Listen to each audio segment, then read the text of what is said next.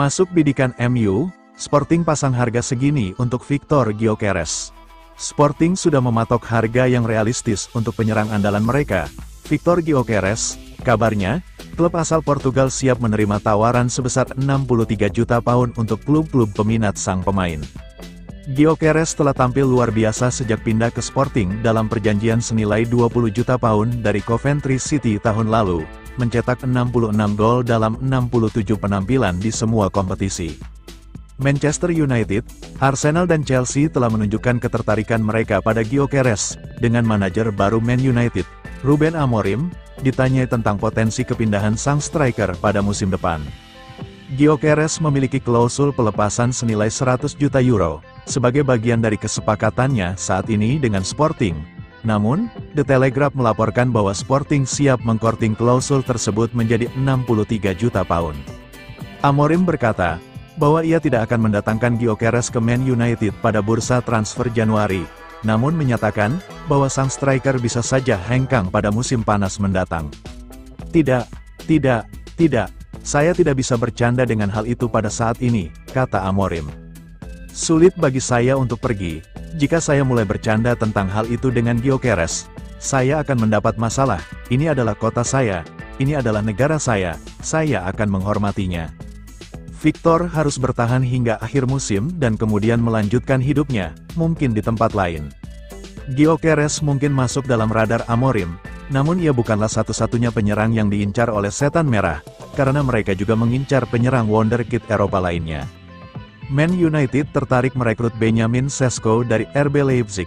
Pemain asal Slovenia itu bergabung dengan tim Bundesliga di bursa transfer musim panas 2023, dan ia menjalani musim pertama yang mengesankan di klub tersebut, dengan mencetak 18 gol di semua kompetisi. Sesko sempat dikaitkan dengan kepindahannya selama bursa transfer musim panas, namun ia tetap bertahan di Leipzig dan menandatangani kontrak baru.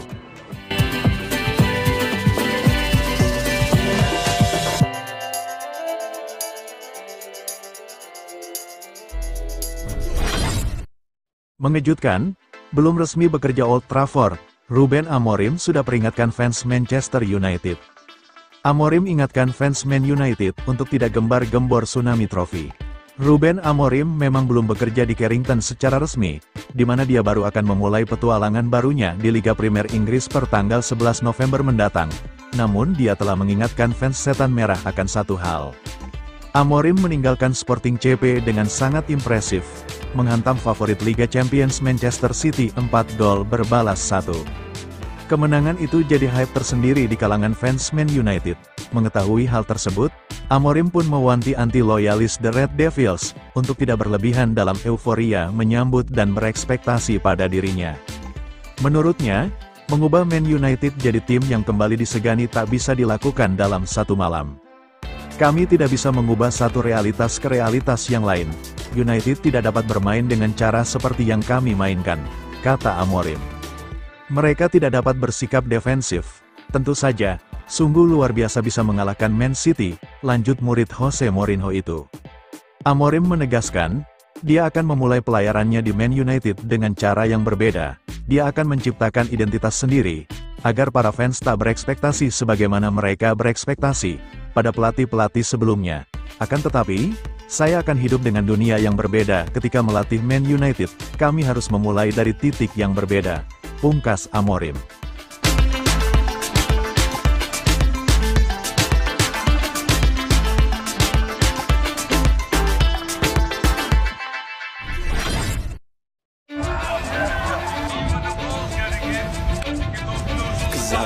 Ternyata Van Nistelrooy punya dua kuda pacu pemain di MU.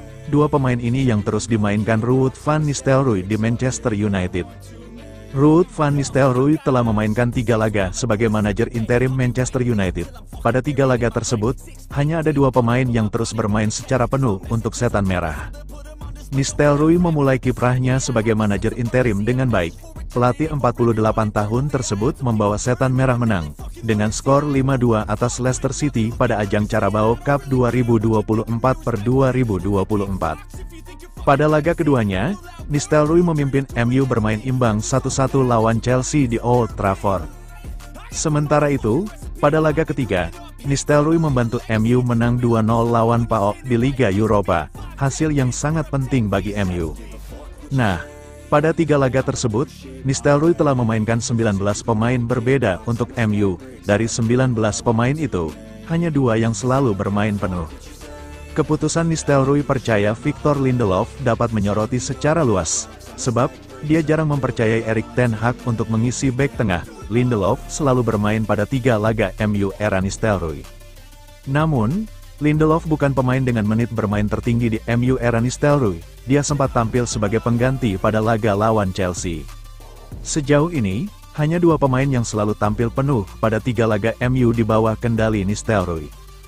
2 pemain tersebut adalah Bruno Fernandes dan Casemiro. Mereka berdua mencatatkan 270 menit permainan pada 3 laga. Bruno tampil sangat menonjol, bukan hanya dari segi menit bermain, akan tetapi 3 gol dan 1 assist. Sedangkan, Casemiro kembali menjadi gelandang tangguh dan mampu mencetak 2 gol. Selain Victor Lindelof, Nistelrooy juga mampu memaksimalkan peran Manuel Ugarte di lini tengah. Sempat kesulitan di awal musim, Nistelrooy membuat pemain 23 tahun itu tampil cukup menonjol di lini tengah MU. Duet Casemiro dan Ugarte berjalan dengan baik. Casemiro bisa bergerak lebih bebas karena ada Ugarte yang banyak mengcover area di lini tengah. Nistelrooy juga memberi menit bermain pada Amad Diallo. Kesempatan itu dibayar tuntas oleh pemain 22 tahun. Amad Diallo mencetak 2 gol kemenangan MU pada duel lawan PAOK. Ini adalah angin segar bagi Amad Diallo yang jarang dimainkan Erik ten Hag.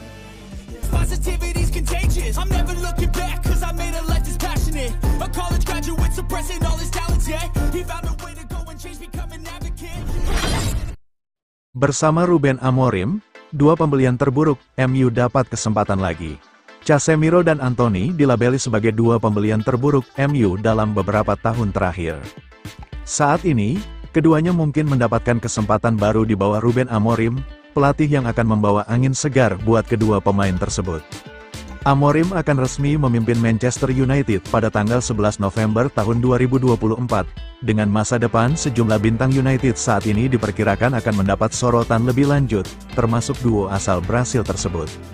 Anthony hanya bermain selama 1 menit di Premier League di bawah asuhan Erik ten Hag musim ini, sementara penurunan performa Casemiro menjadi kekhawatiran utama di lini tengah setan merah.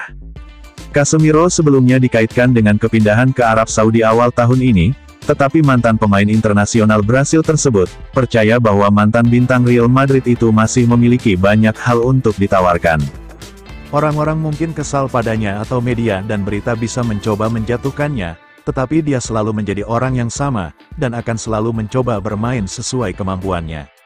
Anthony telah memasuki musim ketiganya sejak kepindahannya senilai 85 juta pound dari Ajax. Tetapi Kleberson juga percaya masih ada harapan bagi pemain sayap tersebut, bermain di bawah manajer baru dalam sistem yang baru. Saya tahu Anthony kesulitan mengeluarkan kemampuan terbaiknya di United, terlihat sangat naik turun.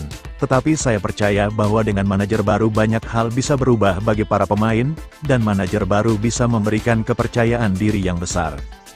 Dia adalah pemain yang sangat bagus, tetapi hanya kesulitan untuk mencapai performa terbaiknya di lapangan. Saya percaya bahwa manajer yang tepat bisa mengeluarkan kemampuan terbaik darinya, dan saya yakin dia bisa memiliki masa depan yang baik di MU.